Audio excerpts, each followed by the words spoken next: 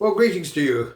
I'm just reposting here something a video I made 2 years ago, and I would just leave you with one thought when you look at it, if you'd be so kind to look at it in support of diplomacy, to see that in the last 2 years, the people in Washington have grown even more stupid than they were when I made this clip.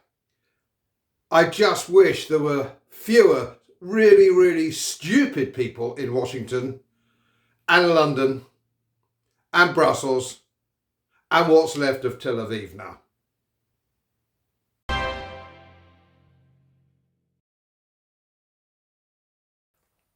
Well, greetings to you. I'd like to talk to you today about, if you will, the world situation, if that doesn't sound too grand or difficult a task. We are beginning to hear one or two references, as it were, to the global situation today, as it appeared in July 1914.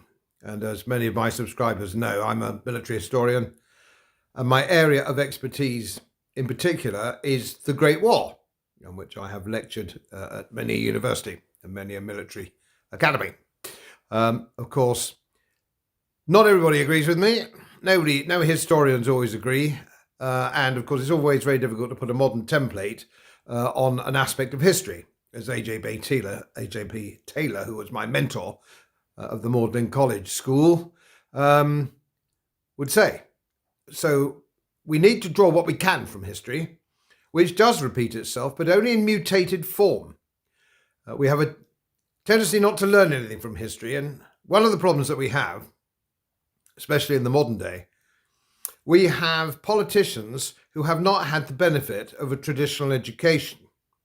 Now, I'm not suggesting they didn't go to Oxford and read PPP and whatever it's called and have a bloody good time, get rat-arsed, so on and so forth.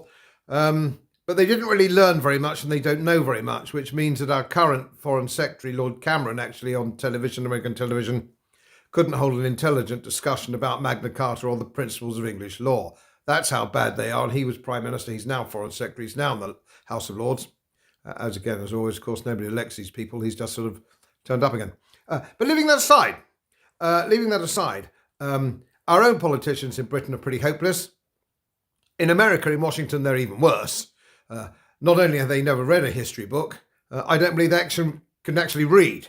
And of course, as we all know, and I've been to over 35 American states over my career, and I've never once read a newspaper in any state which mentioned any news that was outside the state.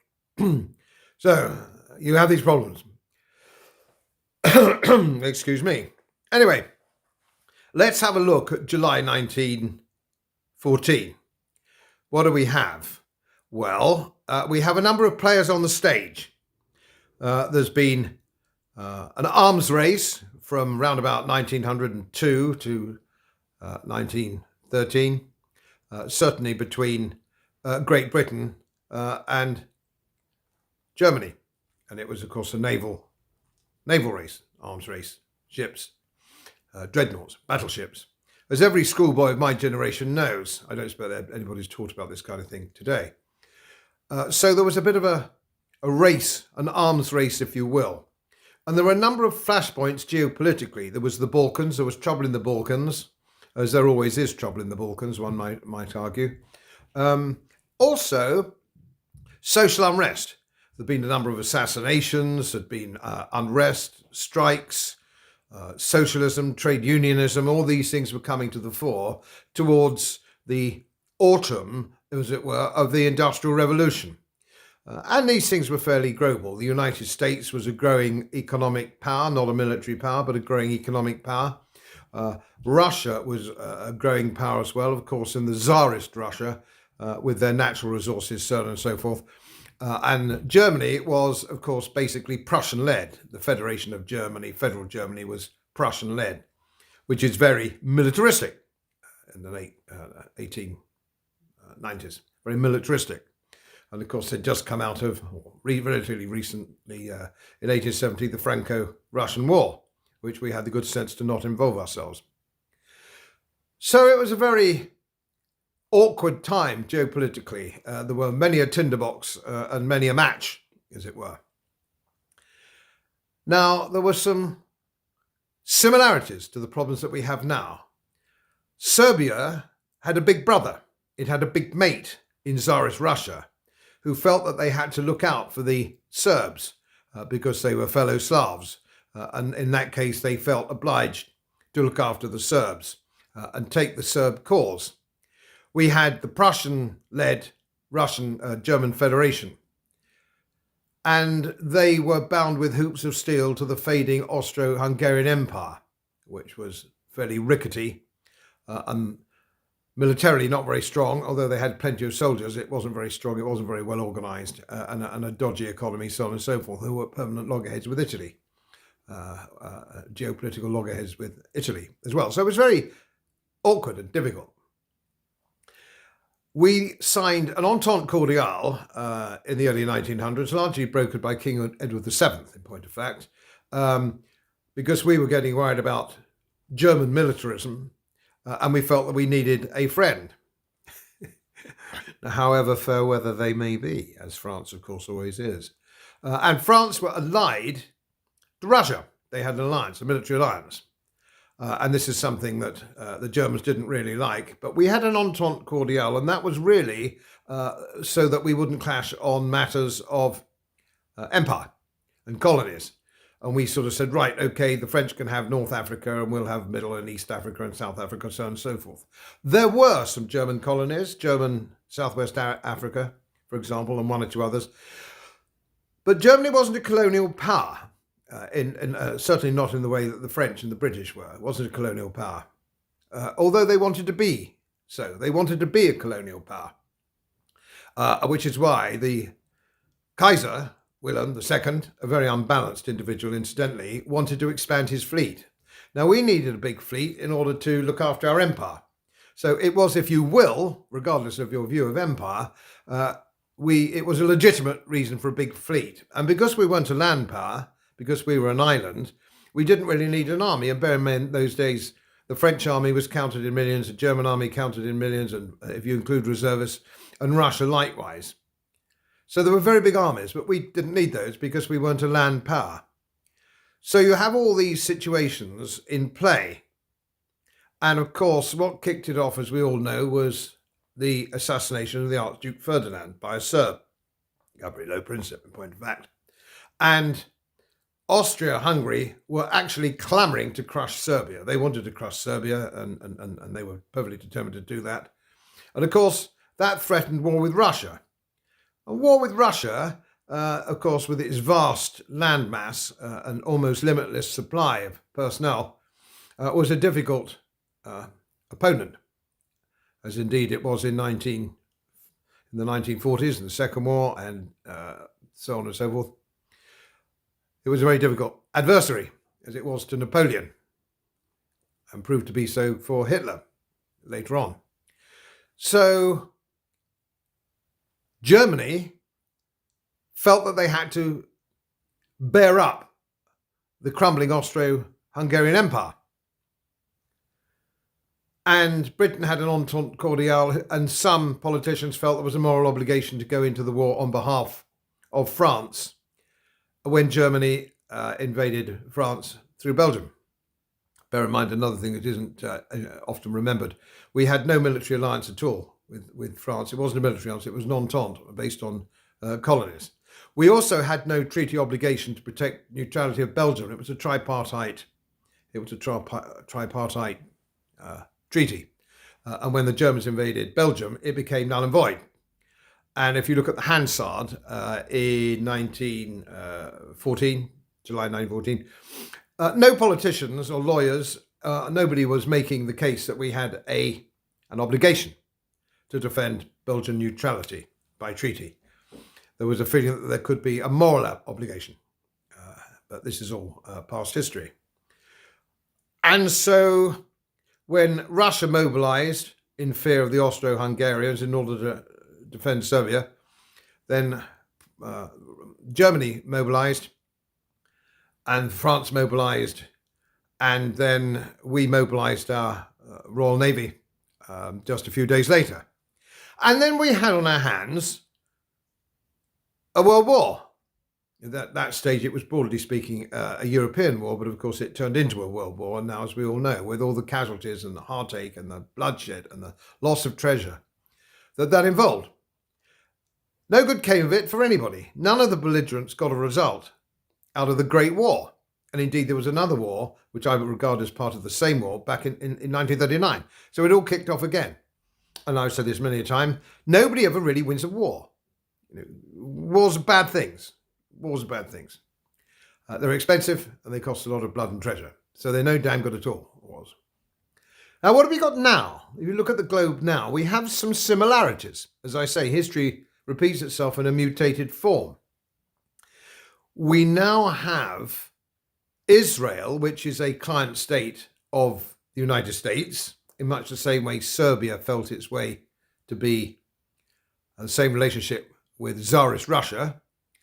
So there's a problem there. We also have in America, in the United States of America, a militaristic neocon situation in Washington, which really just reflects what was going on in Berlin under von Bülow and the expansion of the German Navy under von Tirpitz and so on and so forth. So we have this militaristic situation both in Washington now as it was in Berlin then, stirring the pot, as militarism always does. We also have expansion, land expansion, areas of influence expansion, which is what Germany wanted in their colonies. They wanted to expand their colonies. And they thought if they had a successful war, perhaps with France, they could absorb all those colonies in Africa and so on and so forth.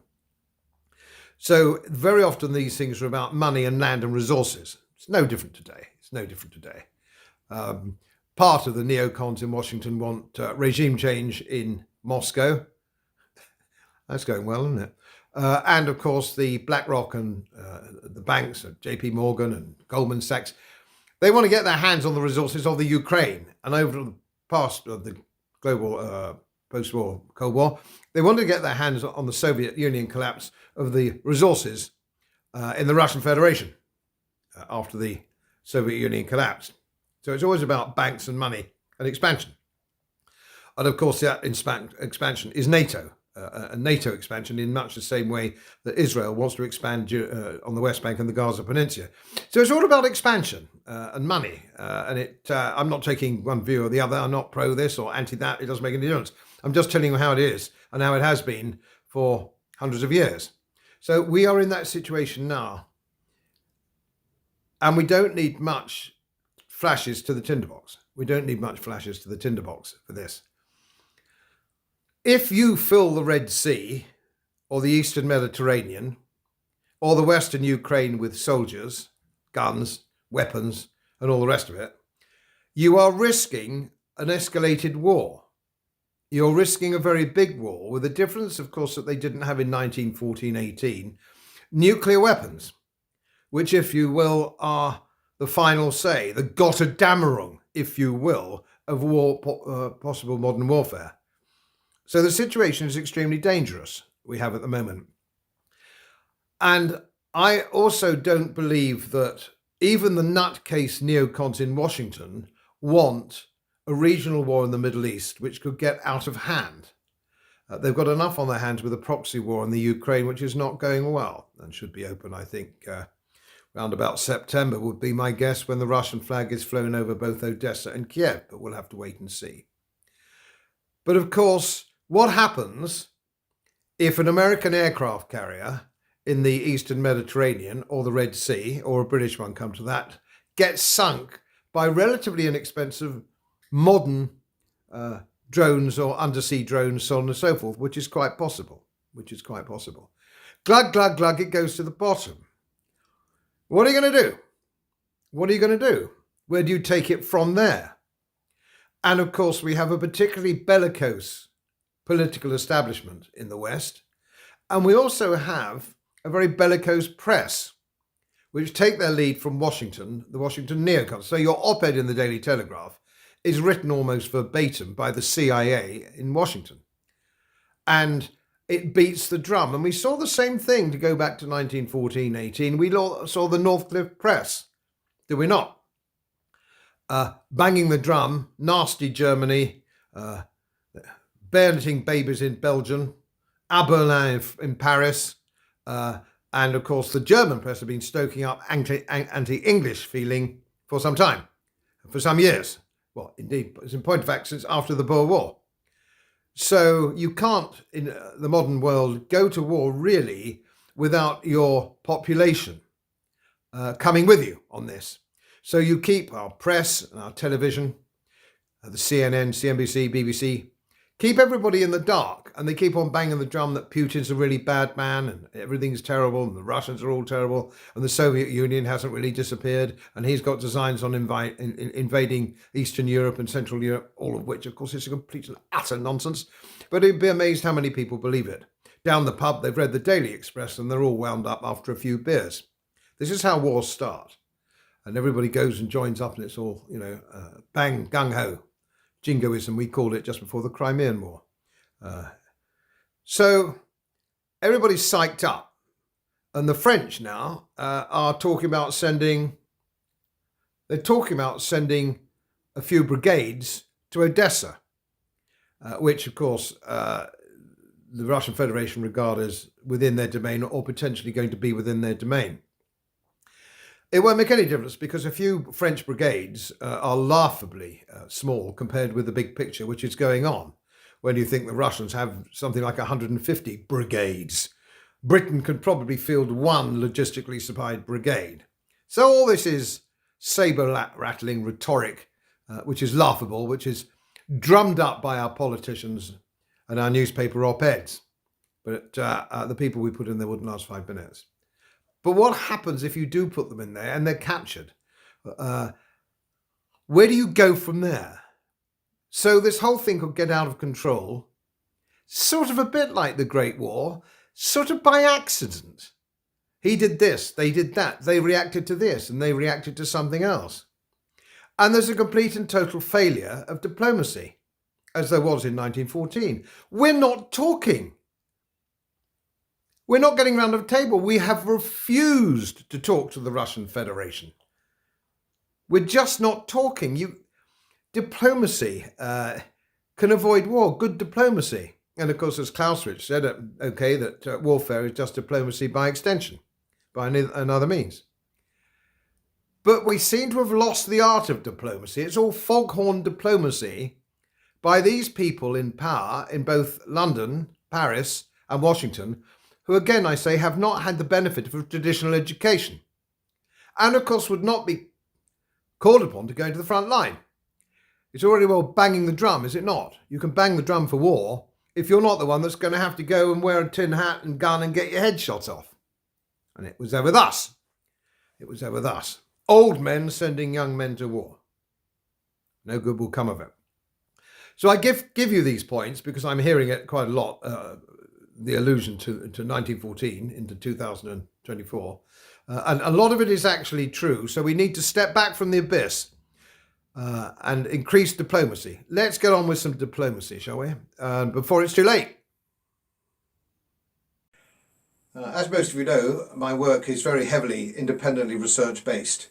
And I get my information from all over the world. It would help if you press the subscribe button and the little bell next to it, because the more subscribers I have, the more likely it is that international independent research institutes will share their material with me. It's most helpful, and then of course I'll automatically share it with you. So, surprise, won't cost you anything. Thank you very much.